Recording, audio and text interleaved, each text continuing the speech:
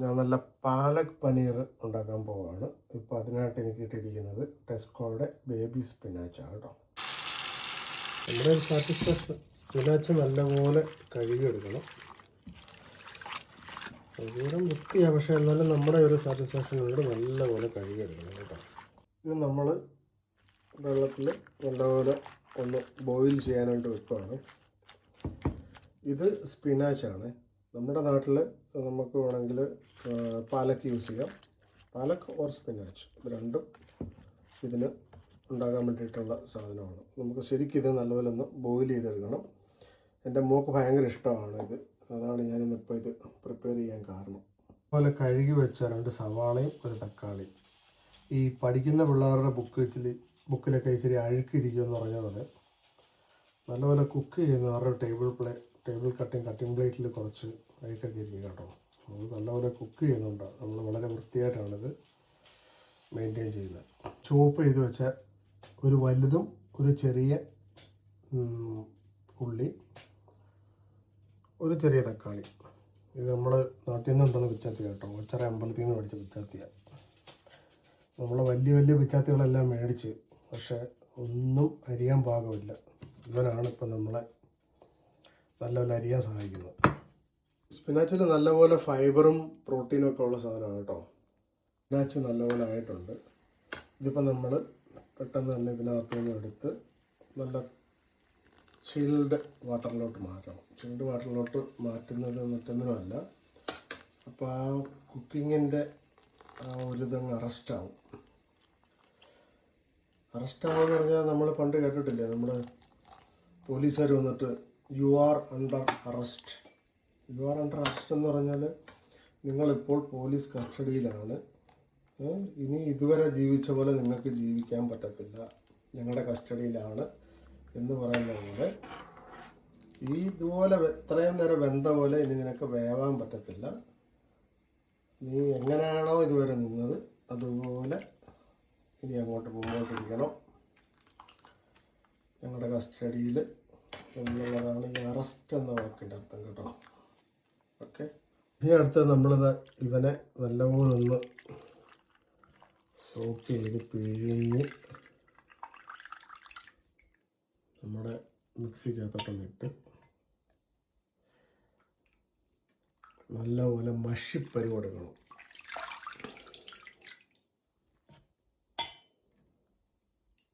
Spinach നല്ല പരുവായിട്ട് മിക്സിയിലിട്ട് അടിച്ചെടുത്തിട്ടുണ്ട്. ടെസ്കോയുടെ നല്ല പനീറാണ് കേട്ടോ നമുക്ക് കൊടുക്കുന്നത്. ടേസ്റ്റ് ഓഫ് ഇന്ത്യയാണ്, നല്ല സാധനം കേട്ടോ. അപ്പോൾ ഇനിയിപ്പോൾ നമുക്ക് കുക്കിങ് തുടങ്ങാം. പാൻ എടുത്ത് വെച്ചിട്ടുണ്ട്. പാനൊന്നും ചൂടാകട്ടെ കേട്ടോ.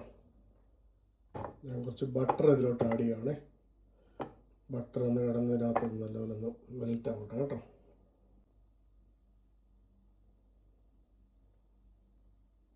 ആ ബട്ടർ ഒന്ന് നല്ലപോലെ മെൽറ്റായി. അതിലോട്ട് ഞാൻ നമ്മുടെ ജീരകം ഇട്ട് കൊടുക്കും കേട്ടോ.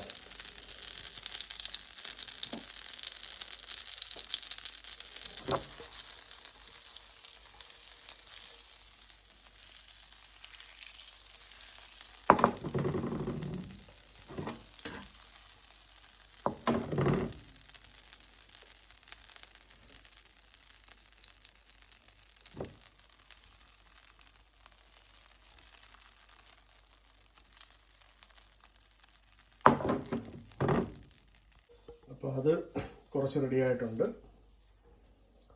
അതിലേക്ക് നമ്മൾ നമ്മുടെ സവാള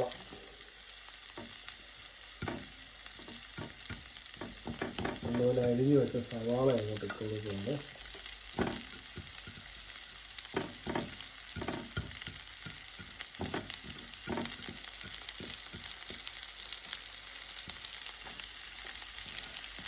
സവാള ഒരു സൈഡിലോട്ട് കിടക്കട്ടെ.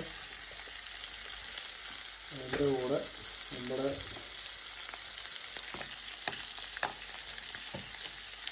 റെഡ് ചില്ലി,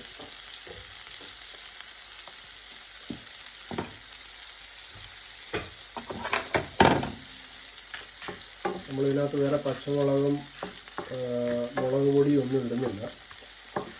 അപ്പോൾ അതുകൊണ്ട് ഇതിനകത്ത് വന്നിട്ട് ഈ റെഡ് ചില്ലിയുടെ ഫ്ലേവർ ആയിരിക്കും കേട്ടോ. ആകെ എരിവ് എന്ന് പറയുന്നത് ഈ സാധനം മാത്രമേ ഉള്ളൂ, spice. Only fried red chilli.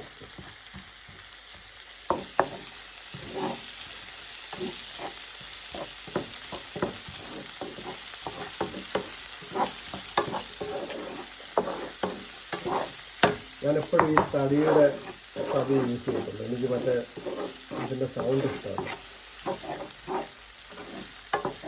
പിന്നെ എല്ലാവരും പറയുന്ന പോലെ സവാള നമ്മൾ ഇടുമ്പം ഒരു ഇച്ചിരി ഉപ്പ് ഇട്ട് കൊടുക്കണം. കാരണം ലെറ്റ്യൂസിനകത്ത് ഓൾറെഡി ഉപ്പുണ്ട്, അതുകൊണ്ട് നമ്മൾ എപ്പോഴും ഉപ്പ് ഇടുമ്പം ശ്രദ്ധിച്ചിടണം. ഈ മുട്ടയ്ക്ക് ചെറിയ ഉപ്പുണ്ടെന്ന് പറയുന്ന പോലെ ലെറ്റ്യൂസിലും ചെറിയ ഉപ്പുണ്ട്. അപ്പം നോക്കിയിടണം കേട്ടോ.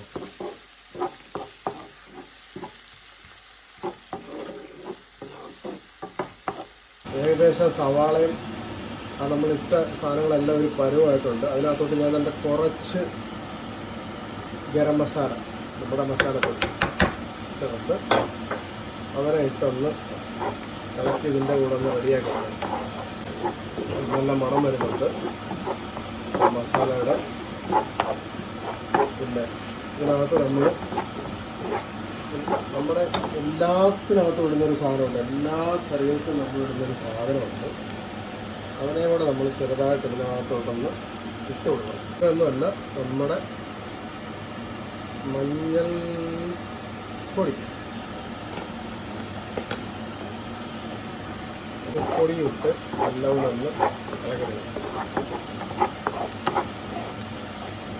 ഇതിനകത്ത് കിടന്ന് അതിൻ്റെ ആ പച്ചച്ചവയൊക്കെ ഒന്ന് മാറണം. എല്ലാത്തിൻ്റെ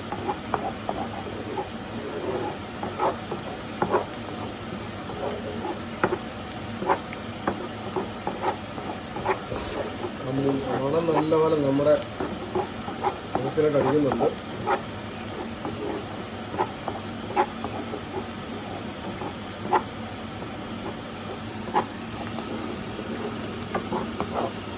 സവാളയൊക്കെ എല്ലാം അരുവായിട്ടുണ്ട്. ഇതിലോട്ട് ഇനി നമ്മൾ ഇട്ട് കൊടുക്കേണ്ട നമ്മുടെ തക്കാളിയും കൂടെ അങ്ങോട്ട് കൊടുക്കണം.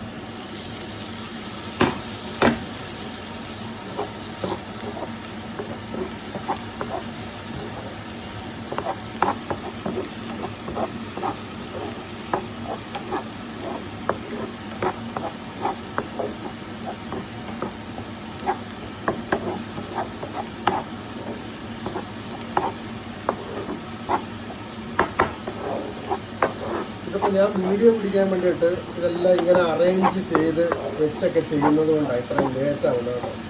ഇത്രയും നമ്മുടെ സവാളയും തക്കാളിയും ബാക്കിയുള്ള ഇൻഗ്രീഡിയൻസ് എല്ലാം ഒരു നല്ലപോലെ ആയിട്ടുണ്ട്. അപ്പോൾ അതിനകത്തോട്ട് നമ്മളിപ്പോൾ നമ്മുടെ മിക്സ് ചെയ്ത് വെച്ചിരിക്കുന്ന പാലക്കോ സ്പിനാച്ചോ ഇതാണെന്ന് വെച്ചാൽ അത് അങ്ങോട്ട് ഒഴിച്ചു കൊടുക്കാം. ഇതിനകത്ത് നമ്മൾ മുളക് പൊടിയൊന്നും ഇടുന്നില്ല. മുളക് പൊടിയൊക്കെ ഇട്ട് കഴിഞ്ഞാൽ ഇതിൻ്റെ കളറ് ഒക്കെ ഒന്ന് മാറി ഒരു റെഡ് കളറിലോട്ട് പോയി കഴിഞ്ഞാൽ ആ ഒരു സ്പിനാച്ചിൻ്റെ ആ ഒരു അല്ലെങ്കിൽ പാലക്കിൻ്റെ ആ ഒരു കളറ് വരുത്തില്ല. മനസ്സിലായി? നമ്മളെ സാധാരണ ഒരു വേറൊരു കറി മുളകായിരിക്കും. മനസ്സിലായി? കാര്യം എന്ന് പറഞ്ഞാൽ ഞാനത് ഒരു പ്രാവശ്യം ഇങ്ങനെ ഉണ്ടാക്കി, പിന്നെ ഒരു പ്രാവശ്യം ഞാനത് മുളക് പൊടി ഇട്ടുണ്ടാക്കി. മുളക് പൊടി ഇട്ടുണ്ടാക്കിയപ്പോൾ എൻ്റെ മോൾക്ക് ഇഷ്ടപ്പെട്ടില്ല. എനിക്ക് മനസ്സിലായി കുട്ടികൾക്ക് ഇത് നല്ലൊരു സംഭവം കേട്ടോ. നമുക്ക് എസ്പെഷ്യലി നോർത്ത് ഇന്ത്യൻസ് ആണിത് കൂടുതലും ഉണ്ടാക്കുന്നതെങ്കിലും നമ്മുടെ ചപ്പാത്തിയുടെ കൂടെയൊക്കെ നമ്മുടെ മലയാളികൾക്ക് ഒക്കെ ഉണ്ടാക്കി കൊടുക്കാൻ പറ്റുന്ന ഒരു നല്ലൊരു ടേസ്റ്റുള്ളൊരു കറിയാണ് കേട്ടോ. നമ്മൾ കൂടി വന്നാൽ അവരുടെ കൂടെ ചപ്പാത്തിയുടെ കൂടെ ചിക്കൻ കറി അല്ലെങ്കിൽ വേറെ എന്തെങ്കിലുമൊക്കെ നോൺ വെജ് മുട്ടക്കറി ഇതുപോലൊക്കെ ഉണ്ടാക്കുന്നത്. അപ്പോൾ ഇതൊന്ന് പരീക്ഷിച്ച് നോക്കും. നിങ്ങൾക്കിത് ഇഷ്ടപ്പെടുവാണെങ്കിൽ, നിങ്ങളുടെ കുട്ടികൾക്കിത് ഇഷ്ടപ്പെടുകയാണെന്നുണ്ടെങ്കിൽ എന്നെ ഒന്ന് ഓർക്കുക. എൻ്റെ യൂട്യൂബ് ചാനലിൽ വരിക, ഒരു ലൈക്ക് ചെയ്യുക, ഒരു കമൻറ്റ് ചെയ്യുക, ഷെയർ ചെയ്യുക. നിങ്ങളുടെ പ്രോത്സാഹനം എൻ്റെ സന്തോഷം. വീണ്ടും വേറെ വേറെ കറികളുമായിട്ട് ഞാൻ വരുന്നതായിരിക്കും. അപ്പോൾ ഇത് കുറച്ച് നേരം ഒരു 2 മിനിറ്റ് ഇതൊന്ന് ഇതിനകത്തിനൊന്ന് തിളക്കട്ടെ കേട്ടോ. ഏകദേശം നല്ല തിള വന്നിട്ടുണ്ട്. അപ്പോൾ അതിനകത്തോട്ട് നമ്മൾ നമ്മുടെ പനീർ കഷ്ണം ചെയ്ത് വെച്ചിരിക്കുന്നത് അങ്ങോട്ട് ഇട്ട് കൊടുക്കുവാണ്.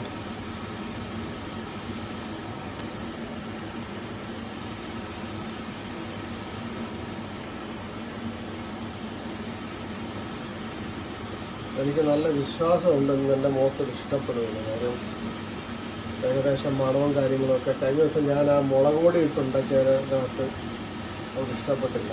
പക്ഷേ ഇച്ചിരി എനിക്ക് സ്പൈസ് ഇഷ്ടമുള്ളത് കൊണ്ട് ഞാൻ കുറച്ച് മുളക് പൊടി ഇട്ട് ഒരു സാധനം ഉണ്ടാക്കി. പക്ഷേ ഇപ്പം നോക്കി അതിൻ്റെ കളറ് കണ്ടോ, ഒരു കളർ വ്യത്യാസമില്ല.